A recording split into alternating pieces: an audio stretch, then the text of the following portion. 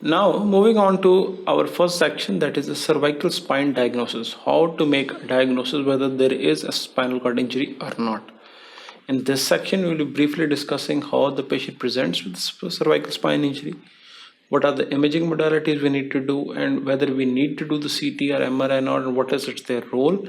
And lastly, we'll be discussing the diagnostic pitfalls in children, especially the sqadia. So if a patient presents with a trauma, as per ATLS guidelines, we have to immobilize the cervical spine whether it is injured or not. And that is why it's important is because the cervical spine, if it is injured or even if it's partially injured, and if during the patient shifting and moving through the different areas of the hospital when we are for our x-rays and all that, there is always a possibility of a complete spinal cord injury which may lead to quadriplegia. So what's important is although cervical spine x-rays do not come under the primary survey guidelines and there's only chest x-ray and pelvis x-ray, but what you need to make it sure is that spinal cord is immobilized as per ATLS guidelines, and once the patient is out of the all the life-threatening injuries and patient is vitally stable, then you go towards the whether it's associated cervical spine injury or not.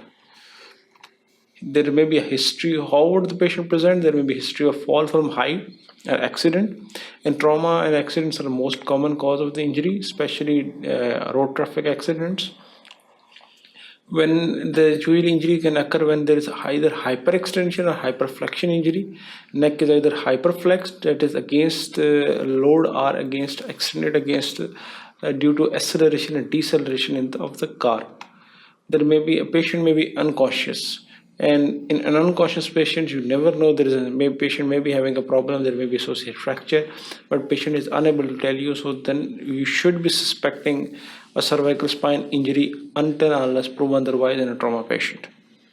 There may be an abnormal position of the neck which is suggestive of some kind of a problem, especially associated fracture. Once the patient is vitally stable, you can go for the careful palpation which may elicit tenderness. Tenderness in the cervical spine region should be ruled out once an unless proven otherwise that there is no fracture present. There is usually movements are not done until unless we know that on AP and lateral view there is no associated injury. And usually whenever we get an AP or lateral views, usually the flexion extension views are usually not done until unless the clinician is sure that there is no associated ligamentous sprain or not. There may be something which actually point out to cervical spine injury. These include the pain over the neck area, maybe eliciting tenderness on palpation. There may be paresthesias in the limb which suggest of the neurological compromise, or there may be evidence of spinal cord or nerve root damage as well. There may be numbness or decreased range of motion or decreased muscle power in the patient which may be present at the time of examination. Now coming to the imaging.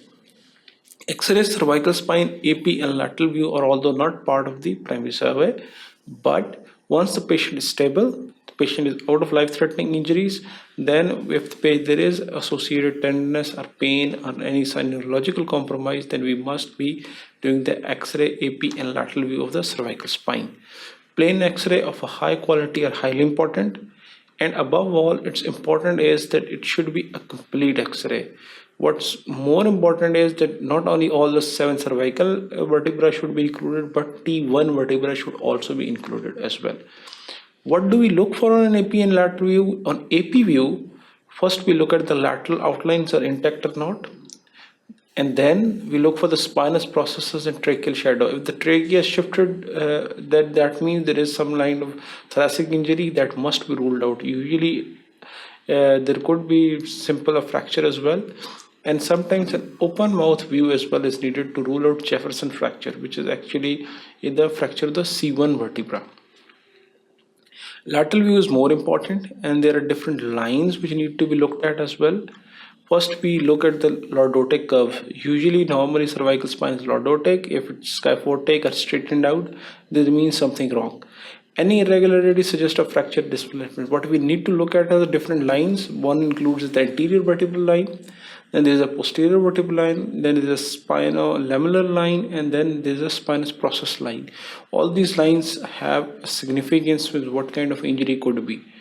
If there is a slip of one vertebra over another, this means that the articular facet may be damaged. That is, if there is forward shift by 25%, suggests a unilateral facet dislocation. By more than 50% shift means most likely there is a bilateral facet dislocation and one vertebra is actually dislocated over another. If you see, this is the lateral view. If on this x-ray there is actually slight decrease of the lordotic curve, which can be appreciated, but we have to appreciate the anterior vertebral line, we have to look at the posterior vertebral line, then we have to look at the spinolamellar line, and lastly the spinous processus line. These lines are important when we are looking at the from the lateral view. Then we have to look at whether is there any vertebra which is actually translated anteriorly or posteriorly, and is there any chance of a dislocation over each other or not. Then above all, we have to look at the fracture as well, whether is there any associated body fracture which can be seen or not. And then along with comparing the x-ray along with the clinical history examination, whether there is associated pain or tenderness, and what point there is tenderness, and above all there is associated neurological compromise or not. For example, if patient is complaining of numbness over the, let's see, regimental badge area, that is an area of a C5. If that means associated involvement could be of the C4 or C5, so we have to look at on X-ray whether is there something wrong between the C4 and C5. Or if the patient is complaining of problem in the numbness over the thumb, this is usually the point. This is C6. So we have to look very carefully because the C6 nerve root will be coming out above the C5. So is there something wrong with the C5 vertebra or C6 vertebra or not? And that is how you compare the x-rays with your clinical assessment so that the injury can be picked up.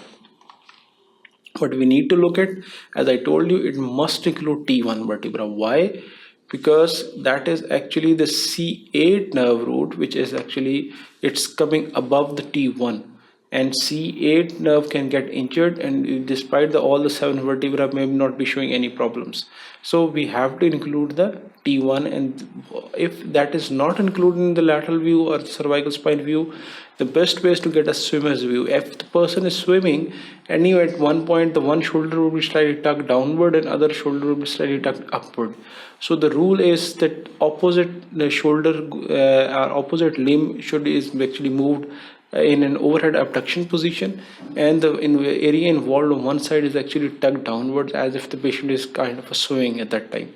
And then there's another lateral view taken so that includes the T1. So important point is actually that also movement results in that we are able to know that is there any subluxation. If there is no dislocation, there may be associated slight subluxation of one vertebra or the other, and that is sometimes very easily visible on swimmer's view. As I told you, this is how we take, especially the swimmer view is important because we need to rule out there is no associated T1 pathology as well. Why we need to get a view of the T1, although it's a thoracic spine vertebra, but C8 nerve is coming out above the T1. Now, sometimes even the x-rays are absolutely normal and you still need a CT scan. If the patient is vitally stable, yes, you can send it for a CT scan, and there is high clinical suspicion of some kind of an injury, then the CT scan is quite useful. But what's important is that patient should be absolutely vitally stable before going for a CT of the cervical spine. Then we need to look at certain distances, especially over on the lateral view. What's important is in the C2 axis vertebra has a dens, which is actually a kind of an outgrowth from the C2 vertebra, and it's actually the going and articulating with the C1, forming an atlanto-dens joint over here. What's important is that we have to see on an X-ray what is the difference from dens towards the anteriorly and what is the posteriorly. That is called as RD and PADI, that is anterior atlanto-dens interval and posterior atlanto-dens interval. The anterior atlanto-dens interval should not be more than 3 mm in a normal individual. And it's 5 mm in the children. If it's more than that, this means there is definitely some degree of either there is LR ligament disruption, either this transverse ligament disruption. There is something wrong over here. That is why actually the C1 and C2 have moved backwards or translated posteriorly as to their normal position. So what else we need to compare? We need to compare, is there any loss of height? This means that there may be a vertebral compression fracture of the body of the vertebrae. There could be a fragmentation, a backward displacement of posterior body of the vertebral body. Once backward displacement occurs, this would increase the RDR, the anterior anterolateral interval, which would mean there is something wrong with the ligaments which were holding the vertebra in place. What else we need to examine on the lateral view is the examination of the soft tissue shadows. Retropharyngeal space may contain hematoma, and usually there may be associated swelling as well. Prevertebral soft tissue shadows should be less than 5 mm thickness and above the level of trachea, which is important because if there is some kind of a fracture or ligamentous sprain, there will be some accumulation hematoma, and sometimes the sprain just presents with some kind of a paravertebral swelling. So we have to be very clearly in our diagnosis and our clinical approach, and what we are our clinical hunch is, we have to look at for that on x-rays as well. And usually less than one vertebral body width in the thickness below. This is the normal values of the paravertebral soft tissue shadows. Before coming to the children, sometimes the children, it's very difficult to diagnose what's wrong in the cervical spine of children, and sometimes more than one opinion is needed as well. You need to get a second opinion from a radiologist as well, despite that you have maybe very much experienced enough in the cervical spine, and that's the way.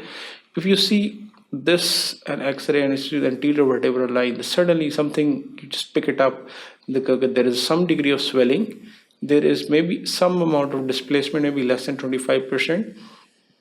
Posterior vertebral line seems okay, spinal lamellar lines okay, and if you see the posterior spinous process line, that possibly looks very much okay. And this is a suspicion. So if you have a suspicion and if you know that there could be something wrong and the child is complaining of some kind of neck pain, stiffness, then you must go for CT as well, or even MRI at times as well. So what's important in children is the normal AADI or anterior antler density interval is usually 5 mm. Even in children, it could be as high as 5 mm is normal because they are generally more laxity in the ligaments. There may be an apparent subluxation of C2 or C3, as you can appreciate in this X-ray, but actually this may be a sort of subluxation. This is actually looks like a subluxation, which is actually not present on the CT. If you see it over here, there may be increased retropharyngeal space, which is maybe due to hematoma collection, maybe mild sprain of the ligaments. The growth plate and synchondrosis has to be kept in mind as well, that sometimes what looks like a fracture may be simply growth plate. And in the children, you have to keep that in mind. There may be scavorally, and that is spinal cord injury without any radiological abnormalities. There may be an injury, but everything else appears normal on the x-rays. So we have to get a CT, despite everything looks good on radiological x-rays. We may have to get an MRI as well to rule out if there is any injury. And even all the CT, MRI and x-rays may appear to be normal, and patient may still have complaining of something problem with the neck as well. So there can be a scapular lesion as well in children. So it has to be evaluated sometimes multiple times, and as well as you need to get a second or third opinion from some other colleagues as well, just to be sure, especially in the case of the children. In this section, we have briefly gone through how usually the patient presents. The most common injury is usually the traumatic injury, especially the road traffic accident. What's important to know is that the patient will complain of neck pain, rigidity. There may be a tenderness point as well. Associated neurological compromise may or may not be present. But if there is pain, tenderness, and associated neurological compromise, there should have a very high index of suspicion for spinal cord injury. The rule of the ATLS guideline is that keep the spinal cord immobilized, cervical spine immobilized until unless proven otherwise that there is no associated injury. And once we have patient who is pain-free, patient is vitally stable and out of the life-threatening injuries, then once we move from primary survey is complete, then we will move on to the secondary survey. We look for the tenderness, pain, and abnormalities of the cervical spine, and that is when we need to get the x-rays, CTs, and MRI may also be needed as well to rule out or to determine what is the exact nature of the injury to the cervical spine. Thank you very much. Keep watching sqadia.com.